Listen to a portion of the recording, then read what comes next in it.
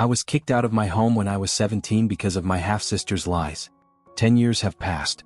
Now my mom is homeless and knocks on my door. But even now she is unable to tell the truth. I was kicked out of my home when I was 17, not because I had done something unforgivable, but because my stepmother chose to believe a lie. My half-sister, always dramatic and quick with crocodile tears, had made an accusation that wasn't just false, it was cruel. I still remember the way my stepmother looked at me, cold and unmoved, as I tried to defend myself.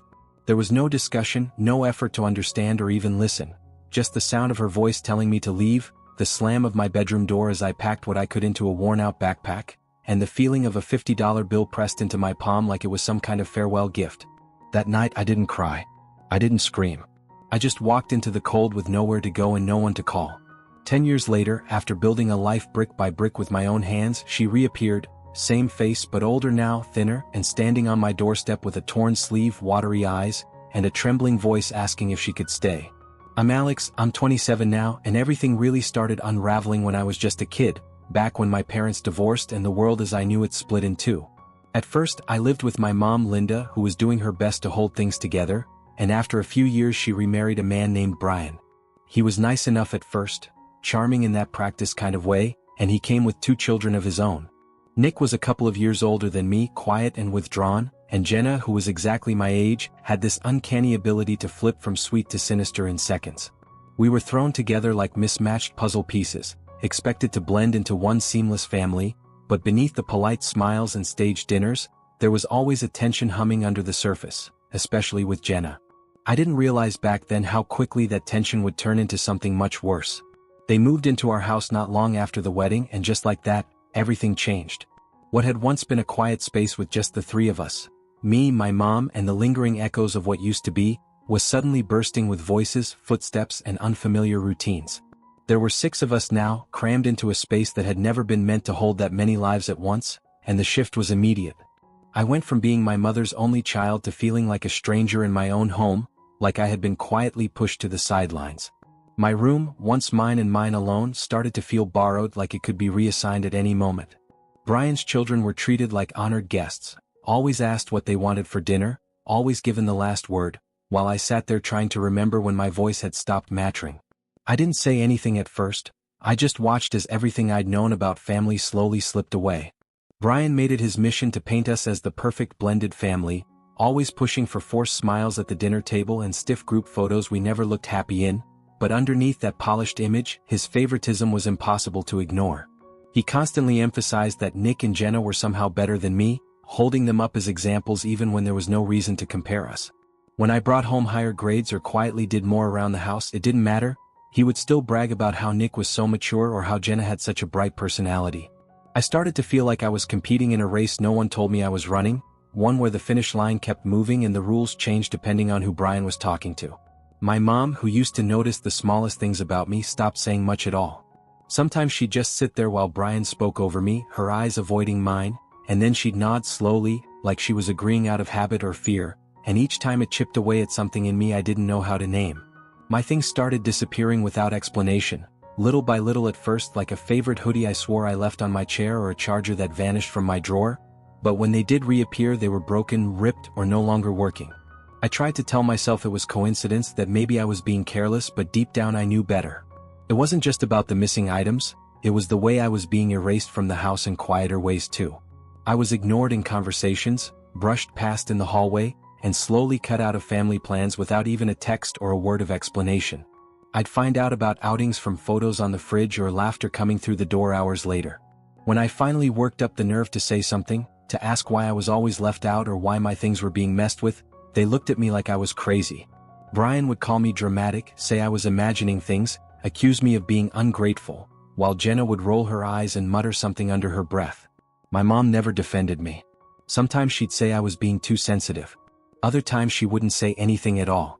Either way, the message was clear. I wasn't part of their version of the family, and if I protested, I was the problem. When I was 15, I lost my father to a sudden heart attack, and it shattered something in me that has never fully healed. He had been my only real ally in that house, the one person who saw me without judgment, who noticed when I was shrinking and tried to pull me back into the light. His death wasn't just a loss, it was a rupture, a complete shift in the ground beneath me. After the funeral, My paternal grandparents offered to take me in, gently, lovingly, because they knew how hard things had become. I wanted to go with them, I begged quietly, desperately, but my mother refused. She said she needed me to be close, said it was too soon, that the family needed to stay together. But it wasn't closeness she was after. In reality, she needed me to be quiet, to stay invisible in that house she had reshaped around Brian and his children, to keep existing on the margins without causing any trouble. With my father gone, there was no one left to push back, and so I stayed, not because it was home but because I wasn't allowed to leave. In the summer when I was 17, my mom and Brian went away on vacation, leaving me behind at the house with Nick and Jenna. They said they trusted us, that we were old enough to be responsible, but from the moment the front door closed behind them, I knew exactly how things would play out. Nick and Jenna turned the house into their personal playground, throwing loud parties that spilled into the backyard, bringing in alcohol and strangers I had never seen before. I didn't want any part of it. I didn't drink, I didn't trust the people they brought around, and most of all, I didn't feel safe. So I stayed away, kept my distance, and locked myself in my room every night, drowning out the music and the shouting with headphones and silence. I cleaned up what I could during the day, kept the kitchen from becoming a war zone, but mostly I just tried to stay invisible, waiting for the chaos to pass and for my parents to come home so I could go back to the quiet kind of suffering I had grown used to. On the third night, just past midnight, I heard screaming echo through the hallway, sharp and frantic in a way that pierced through the music and laughter that had filled the house all evening.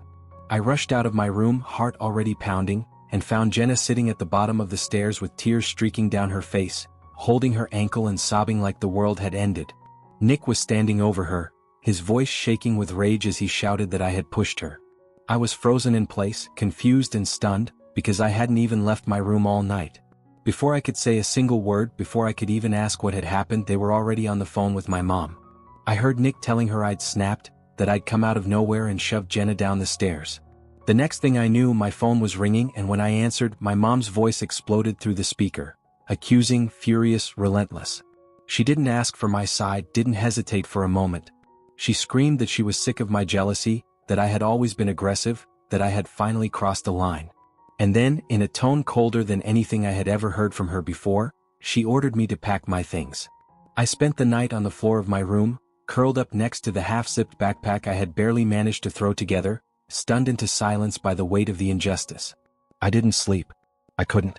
I just lay there, staring at the ceiling, trying to make sense of how quickly everything had collapsed, how one lie, one perfectly timed accusation, had erased every piece of my voice, my truth, my place in that house. By morning, the decision was already made for me. I picked up my bag, walked out without saying a word, and made my way to the bus station. My hands were shaking when I dialed my grandmother's number, but the moment she answered, all that tension cracked. I didn't even have to explain, she could hear it in my voice. She and my grandfather arrived within hours, their car pulling up like a lifeline, steady and waiting. When I climbed into the back seat, she reached back and took my hand without a word. They took me home. They gave me shelter, a room that felt safe, and a place where I didn't have to defend my existence.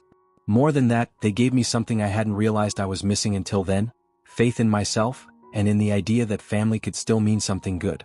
They are my real family, and they always were. A week later, my grandparents and I returned to the house to gather the rest of my things, and the silence that greeted us felt colder than anything I had experienced before. My mom didn't even come out of her room, didn't look at me, didn't speak.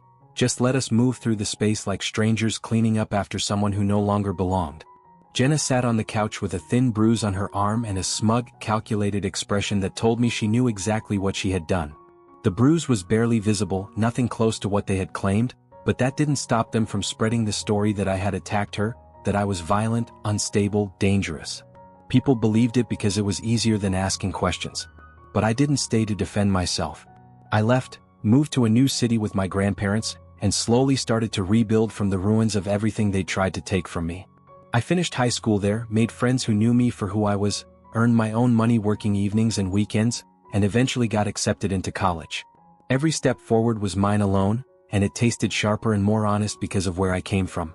I studied to be a programmer, poured everything I had into learning, practicing, and pushing through even when it felt overwhelming, because I knew that building something for myself was the only way I'd ever feel truly safe again. I worked hard, took whatever jobs I could find, freelanced when necessary, and learned how to live modestly, never spending more than I needed to, always thinking a few steps ahead. A few years after graduation, after saving diligently and staying focused, I bought a small condo. Nothing flashy, but it was mine, paid for with the kind of discipline and independence that no one could take away. By then, my grandparents had grown older, moving slower, their strength fading in small, everyday ways, so I started giving back to them the way they had once given to me. I helped around the house, took over bills, drove them to appointments, made sure they never felt alone. As for my mother, Brian, Nick, or Jenna, I never spoke a single word to them after the night I was forced out. Not a text. Not a call. Not even a glance at a social media profile. They became ghosts in my life, and I learned how to stop haunting myself with what they had done. And then, 10 years later, almost to the day, the doorbell rang, and when I opened it, there she was. Linda. My mother. Standing on my doorstep in a thin, weather-worn coat that hung off her like it belonged to someone else, her hair dull, her eyes sunken, holding a tattered bag in one hand and nothing in the other. For a second, I didn't say anything. I just stared, trying to make sense of the surreal moment unraveling in front of me. She spoke first, her voice low, cracked around the edges, telling me that everything had fallen apart. Brian had left her, just vanished without a trace.